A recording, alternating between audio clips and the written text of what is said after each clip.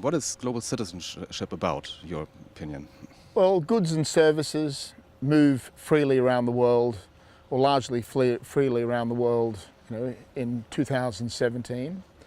And so why shouldn't people as well? I don't think people should be bound by the shackles of the place that they're born in. Many people, most people, in fact all people, are immigrants. We all started in Africa, and at some point in our histories we migrated. So what is wrong with the concept of migration, and what is wrong with the concept of people having multiple nationalities and living in multiple places? So, and where do you personally live? I was born in Australia, but I have lived in many parts around the world. I've lived in Japan, I've lived in the United States, I've lived in Europe, in Germany, in fact, in Munich, for 4 years. I currently live in Dubai, or mainly in Dubai, and I travel between Dubai, Montenegro, and London. Okay, and which citizenships do you hold? I hold an Australian citizenship from birth, I hold a Lebanese citizenship from heritage, and I hold a Montenegrin citizenship from investment. Okay, the Montenegro program is already working. So. Well, it's not fully working. It's not officially working in the sense that it's not available to all people. Okay. There are special circumstances where they will provide citizenship, nationality, and I guess I qualify for that given the level of investment that I've made in this country. Okay, what did you invest into? Can you? Well, as you can see behind us, in aviation, in helicopter, scenic and charter, and also aeroplane, scenic and charter. But we also have pilot training facilities where we train pilots to learn to fly, basically from start, from ab initio all the way through to air transport pilots' licenses. And we also have a destination management company that we operate from here. So this is Airways Aviation, or Airways Scenic and Charter. We have Airways Aviation Academy. And we have the destination management company Discover Montenegro. Okay, and how did you pick Montenegro as a destination? Did you consider different places, and that was an attractive program, or what was the how did you choose it? Well, being a citizen of the world, I've travelled to and lived in many places. In fact, I stopped counting at about 20 million air miles about 5 years ago. Okay. So totally lost count. So once you reach that kind of number, it becomes ridiculous. And I've had exposure to many different countries, many different locations. And here in Montenegro, it's kind of the next new thing. Okay. You're right in the center of Europe. You're, within 1,000 miles radius of the world's most affluent people. You sit kind of in the center of Europe. If you look at a map, geographically, it's much more attractive than the north weather-wise, for example. You've got Italy just across the water, is surrounded by Serbia, and Bosnia, Croatia. As you have personal aviation, it's not that far, right? And with personal aviation, it's not that, well, the distances in miles not that far, but the territory is quite mountainous, etc. So helicopters is really a good way to go. And do you fly all the time by yourself? Like helicopter and stuff? I was, Sure, yeah. Okay. I use it. Okay. I have many aircraft. I have about 50 aircraft in the fleet. Okay. So many helicopters. I think probably about 14 helicopters positioned in Australia mainly, but also this one here that you see behind us. But we also have fixed-wing aircraft for training and scenic and charter. And that is also your original, affiliation, aviation, or how did you make your money, so to say? Well, through a lot of hard work and many years of blood and sweat and tears. Okay.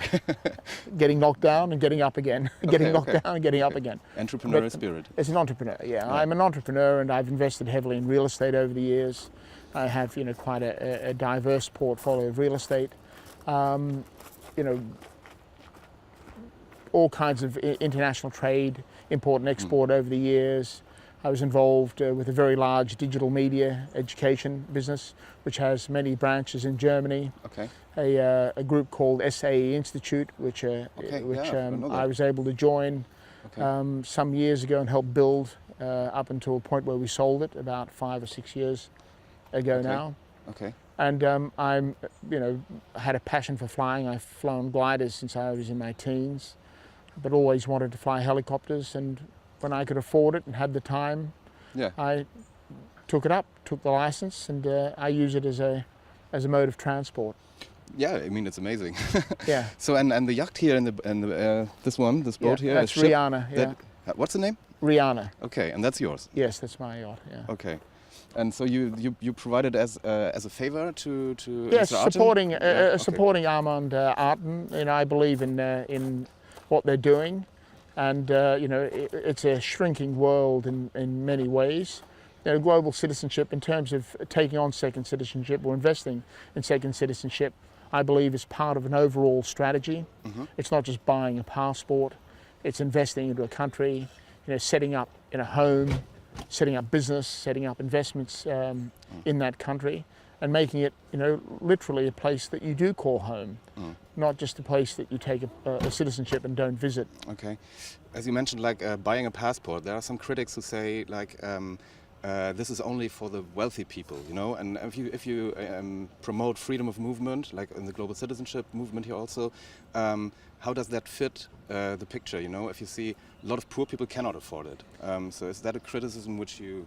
Yeah, I see that. I do see the point. Yeah. But you know, for in this world, there are always greater and lesser situations than the one that you're in, and you know, wealthy people have a fast entry to a lot of these things. But if you look at the statistics, you know, 1% wealthy people contributing into a global citizenship program can provide the equivalent of, you know, hundreds of thousands of other people coming into that market. So kind of one pays for the other. I think it's about, you know, keeping an open mind and you know, understanding that we live in an increasingly globalized world, and that we need to support both ends of the spectrum. And it may not be immediately apparent, but you can actually see, if you look close enough, you know, if you feel with your heart and with some empathy, you will see that, you know, wealthy migration can support things like refugees and the like. And on balance, all of these things are contributors, and I think on balance, positive contributors to society going forward. Okay, so it's a kind of a trickle down. It is a trickle-down effect. You may not see the, you know, the immediate effects, but they do exist. You know, I'm the son of a migrant. You know, my parents were Lebanese. I was born in Australia in very, very poor circumstances. They left after the Second World War, looking for a better opportunity for their family, for their children. And you know, I'm an example of, you know, hopefully getting it right and being able to springboard off the foundation that they provided into a better world, into a better life for not only the rest of my siblings, but also, you know, my children and future generations, unless they blow it, in which case that wouldn't be very nice. But yeah, without a scope of your interest. So what is maybe your resume of this 2 days here, these 2 days here? Well, I think it's very interesting that, you know, you have a lot of very interesting, very talented and very influential people, you know, in this forum. It was very interesting to speak and meet, you know, meet a lot of different people and exchange ideas and views on how, you know, each one saw this whole global citizenship program.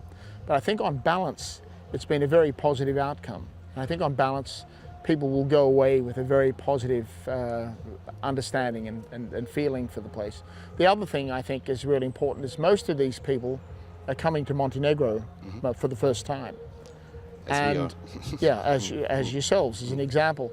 So the vast majority of these people, and I think they will all go away with a very positive impression. It's a very open government. You know, they're very progressive. The Prime Minister is, you know, doing an excellent job. He has a, you know, young, dynamic cabinet. You know, they see their future is with Europe. They're on that pathway. They're implementing, you know, all of the processes and systems to make this community part of that that overall bigger family that is called Europe. And I see that the future is very bright, very, very bright indeed for this country. Oh, we hope so. Yeah. And tonight there will be some celebration. Yes, yeah, the closing party. Closing party. It's got to be good. And then after, perhaps another party on the yacht, depending on what time this one finishes. What's the personal benefits of your Montenegrin passport? What's your personal benefit that you have the citizenship? Well, firstly, if you look at the investment climate, the investment regime, it's a very attractive investment regime. In fact, it's you know, the taxes here kind of lower than Singapore and Hong Kong. Oh, okay. Here you are in the middle of Europe.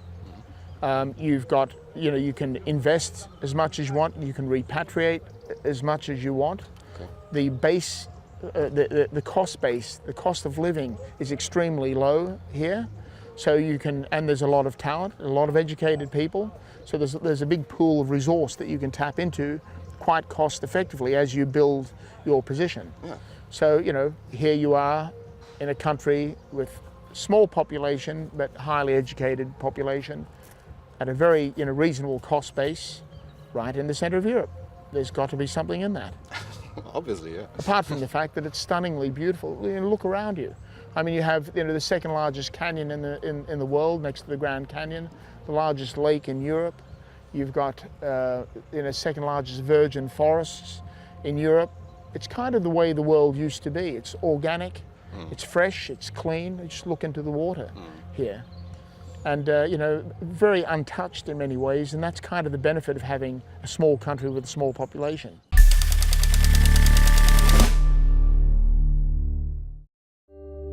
Wir sind eins. ARD.